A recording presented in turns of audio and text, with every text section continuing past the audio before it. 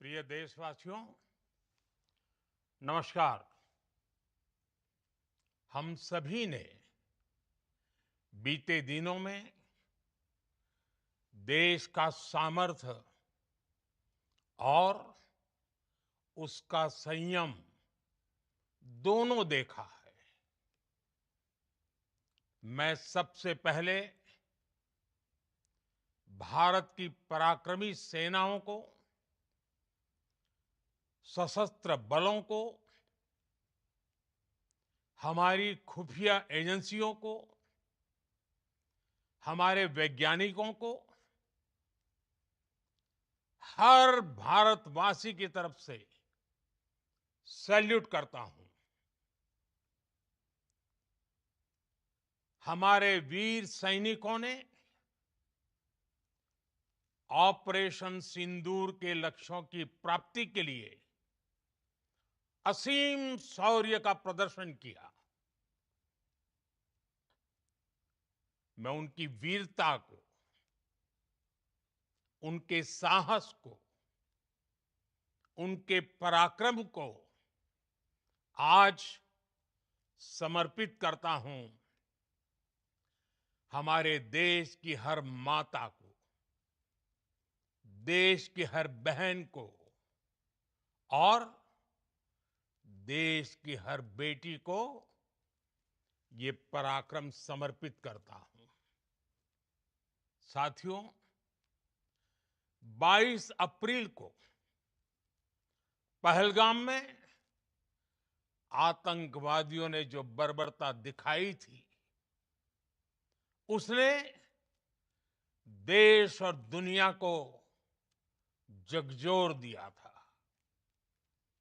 छुट्टियां मना रहे निर्दोष मासूम नागरिकों को धर्म पूछकर उनके परिवार के सामने, उनके बच्चों के सामने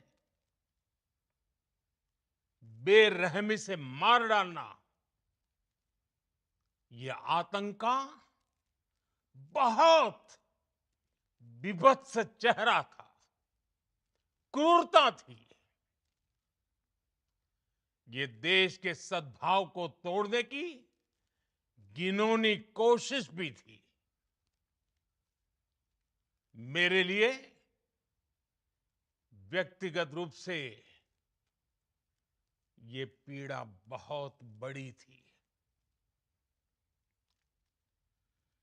इस आतंकी हमले के बाद सारा राष्ट्र, हर नागरिक, हर समाज, हर वर्ग, हर राजनीतिक दल एक स्वर में आतंक के खिलाफ कड़ी कार्रवाई के लिए उठ खड़ा हुआ। हमने आतंकवादियों को मिट्टी में मिलाने के लिए भारत की सेनाओं को पूरी छूट दे दी और आज हर आतंकी, आतंक का हर संगठन जान चुका है कि हमारी बहनों बेटियों के माथे से सिंदूर हटाने का अंजाम क्या होता है। साथियों, ऑपरेशन सिंदूर ये सिर्फ नाम नहीं है, ये देश के कोटि कोटि लोगों की भावनाओं का प्रतिबिंब है। ऑपरेशन सिंदूर न्याय की अखंड प्रतिज्ञा है।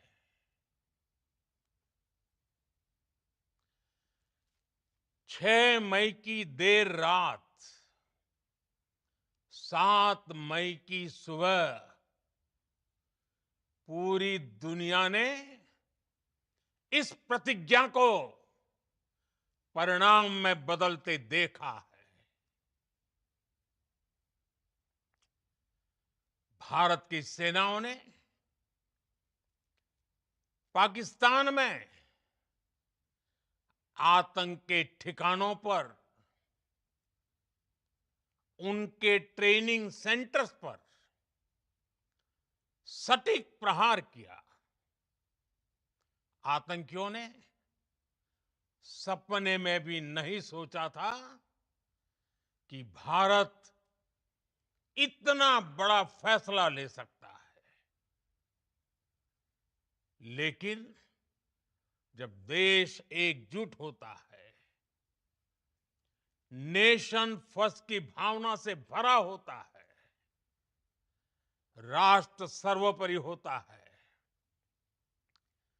तो फौलादी फैसले लिए जाते हैं, परिणाम लाकर दिखाए जाते हैं। जब पाकिस्तान में आतंक के अड्डों पर भारत की मिसाइलों ने हमला बोला, भारत के ड्रोन्स ने हमला बोला, तो आतंकी संगठनों की इमारतें ही नहीं, बल्कि उनका हौसला भी थर्रा गया।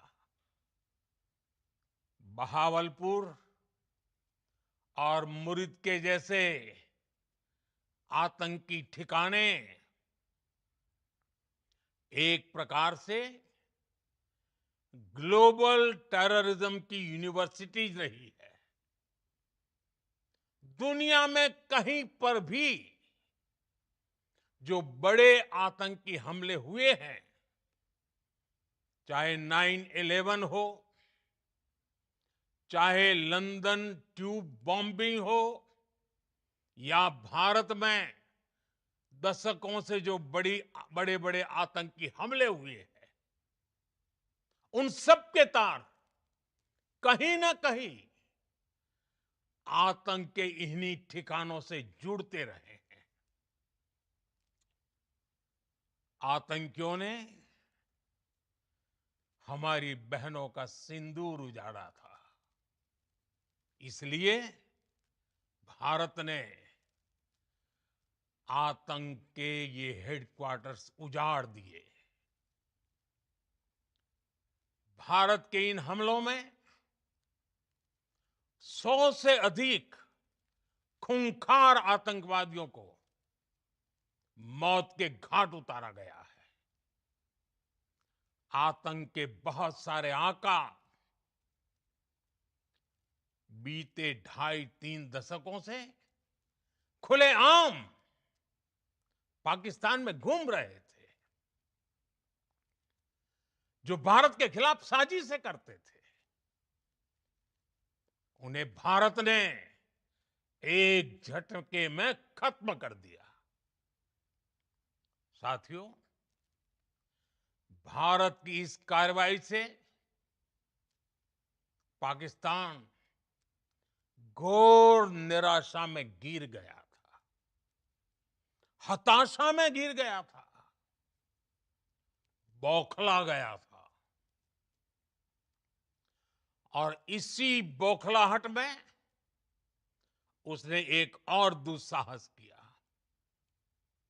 आतंक पर भारत की कार्रवाई का साथ देने के बजाय पाकिस्तान ने भारत पर ही हमला करना शुरू कर दिया। पाकिस्तान ने हमारे स्कूलों, कॉलेजों को, गुरुद्वारों को, मंदिरों को, सामान्य नागरिकों के घरों को निशाना बनाया। पाकिस्तान ने हमारे सैन्य ठिकानों को निशाना बनाया। लेकिन इसमें भी पाकिस्तान खुद बेनकाब हो गया। दुनिया ने देखा कि कैसे पाकिस्तान के ड्रोन्स, पाकिस्तान की मिसाइलें भारत के सामने तिनके की तरह बिखर गई। भारत के सशक्त एयर डिफेंस सिस्टम ने उन्हें आसमान में ही नष्ट कर दिया। पाकिस्तान की तैयारी सीमा पर वार की थी, लेकिन भारत ने पाकिस्तान के सीने पर वार कर दिया। भारत के ड्रोन्स,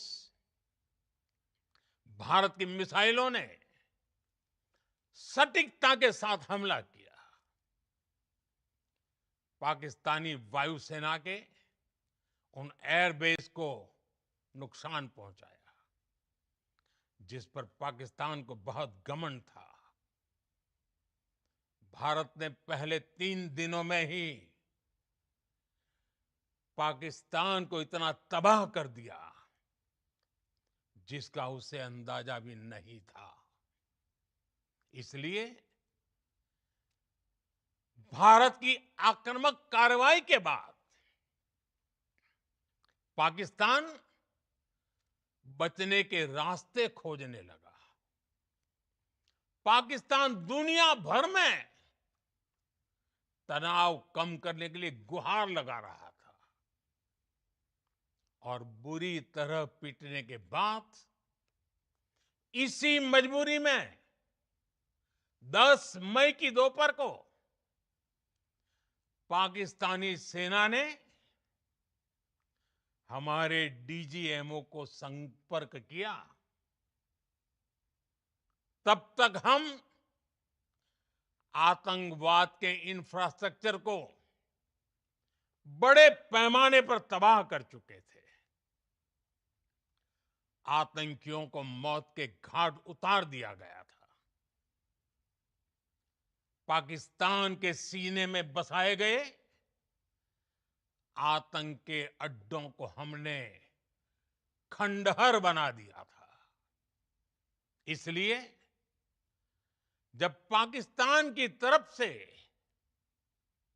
गुहार लगाई गई, पाकिस्तान की तरफ से जब ये कहा गया कि उसकी ओर से आगे कोई आतंकी गतिविधि और सैन्य दुस्साहस नहीं दिखाया जाएगा, तो भारत ने भी उस पर विचार किया। और मैं फिर दोहरा रहा हूं, हमने पाकिस्तान के आतंकी और सैन्य ठिकानों पर अपनी जवाबी कार्रवाई को अभी सिर्फ स्थगित किया है। आने वाले दिनों में हम पाकिस्तान के हर कदम को इस कसौटी पर मापेंगे कि वो क्या रवैया अपनाता है। साथियों, भारत की तीनों सेनाएं, हमारी एयरफोर्स, हमारी आर्मी और हमारी नेवी, हमारी border security force BSF, Bharat के अर्धसैनिक बल लगातार अलर्ट पर है। सर्जिकल स्ट्राइक और एयर स्ट्राइक के बाद अब ऑपरेशन सिंदूर आतंक के खिलाफ भारत की नीति है। ऑपरेशन सिंदूर ने आतंक के खिलाफ लड़ाई में एक नई लकीर खींच दी है। एक नया पैमाना, न्यू नॉर्मल तय कर दिया है। पहला, भारत पर आतंकी हमला हुआ तो मुंह तोड़ जवाब दिया जाएगा। हम अपने तरीके से, अपनी शर्तों पर जवाब देकर रहेंगे। हर उस जगह जाकर कठोर कार्रवाई करेंगे जहां से आतंक की जड़ें निकलती हैं। दूसरा, कोई भी न्यूक्लियर ब्लैकमेल भारत नहीं सहेगा। न्यूक्लियर ब्लैकमेल की आड़ में पनप रहे आतंकी ठिकानों पर भारत सटीक और निर्णायक प्रहार करेगा। तीसरा, हम आतंक की सरपरस्त सरकार और आतंक के आकाओं को अलग अलग नहीं देखेंगे। ऑपरेशन सिंदूर के दौरान दुनिया ने पाकिस्तान का वो घिनौना सच फिर देखा है, जब मारे गए आतंकियों को विदाई देने पाकिस्तानी सेना के बड़े बड़े अफसर उमड़ पड़े। स्टेट स्पॉन्सर्ड टेररिज्म का ये बहुत बड़ा सबूत है। हम भारत और अपने नागरिकों को किसी भी खतरे से बचाने के लिए लगातार निर्णायक कदम उठाते रहेंगे। साथियों, युद्ध के मैदान पर हमने हर बार पाकिस्तान को धूल चटाई है और इस बार ऑपरेशन सिंदूर ने नया आयाम जोड़ा है। हमने रेगिस्तानों और पहाड़ों में अपनी क्षमता का शानदार प्रदर्शन किया और साथ ही न्यू एज वॉरफेयर में भी अपनी श्रेष्ठता सिद्ध की। इस ऑपरेशन के दौरान हमारे मेड इन इंडिया हथियारों की प्रामाणिकता सिद्ध हुई। आज दुनिया देख रही है 21वीं सदी के वॉरफेयर में made in India defence equipments, इसका समय आ चुका है। साथियों, हर प्रकार के आतंकवाद के खिलाफ हम सभी का एकजुट रहना हमारी एकता, हमारी सबसे बड़ी शक्ति है। निश्चित तौर पर ये युग युद्ध का नहीं है, लेकिन ये युग आतंकवाद का भी नहीं है। टेररिज्म के खिलाफ जीरो टॉलरेंस, ये एक बेहतर दुनिया की गारंटी है। साथियों, पाकिस्तानी फौज, पाकिस्तान की सरकार जिस तरह आतंकवाद को खाद पानी दे रहे हैं, वो एक दिन पाकिस्तान को ही समाप्त कर देगा। पाकिस्तान को अगर बचना है तो उसे अपने टेरर इंफ्रास्ट्रक्चर का सफाया करना ही होगा। इसके अलावा शांति का कोई रास्ता नहीं है। भारत का मत एकदम स्पष्ट है। टेरर और टॉक एक साथ नहीं हो सकते। टेरर और ट्रेड एक साथ नहीं चल सकते और पानी और खून भी एक साथ नहीं बह सकता। मैं आज विश्व समुदाय को भी कहूंगा, हमारी घोषित नीति रही है अगर पाकिस्तान से बात होगी तो टेररिज्म पर ही होगी। अगर पाकिस्तान से बात होगी तो पाक ऑक्युपाइड कश्मीर पीओके उस पर ही होगी। प्रिय देशवासियों, आज बुद्ध पूर्णिमा है। भगवान बुद्ध ने हमें शांति का रास्ता दिखाया है। शांति का मार्ग भी शक्ति से होकर जाता है। मानवता शांति और समृद्धि की तरफ बढ़े, हर भारतीय शांति से जी सके,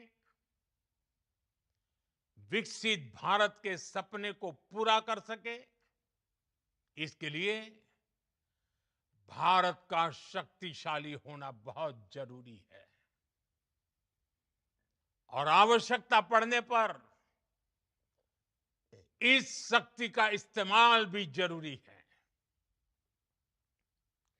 और पिछले कुछ दिनों में भारत ने यही किया है। मैं एक बार फिर भारत की सेना और सशस्त्र बलों को सैल्यूट करता हूं। हम भारतवासी के हौसले, हर भारतवासी का एकजुटता का शपथ, संकल्प, मैं उसे नमन करता हूं। बहुत बहुत धन्यवाद। भारत माता की जय। भारत माता की जय। भारत माता की जय।